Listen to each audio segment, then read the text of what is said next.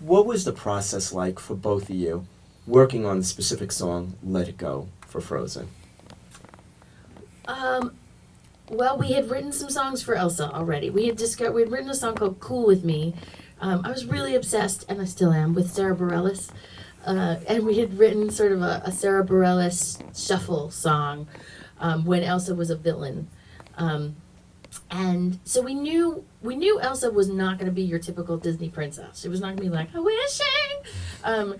She was going to have drums and a drive.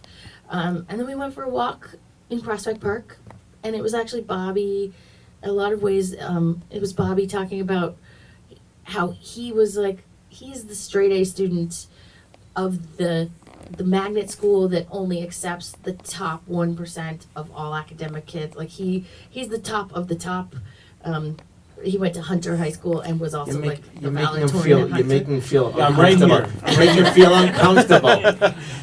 No, it was just my way, like, because I don't understand what a princess feels, but I do, I do understand someone with expectations on me, and I just started to picture, like, well, what if I, flunked the biggest test, or I flunked the SATs for the last time, or something like that, and I couldn't get into the college of my choice, and how I would feel, and the cool thing is that you realize you'd feel devastated, and then I think you'd feel something lift. Freedom. When you really, really mess up, when you screw the pooch, lose the thing, there's this great freedom of like, oh, I don't have to keep trying for the thing. And for me, that was that moment when you fail as a mom or as a woman, where there are so many expectations. Just that moment when you're like, oh wow, I forgot everything today. There is this great moment of like, wow. Today I was a terrible mom. I'm gonna keep being a terrible mom for the next 3 hours. And so I sort of put that part in too. So from the idea of taking that walk in Prospect Park, getting that idea, to how long did it take to compose? Oh, it took the rest of that day and then a little bit of the next day, basically, before we had the song down. We had gotten some swatches of music that were sort of in the right direction. Bobby had written the do do do do do. I had pitched the hook "Let It Go" on a meeting, and I thought "Let It Go" it symbolized leaving something behind, but also like going towards something.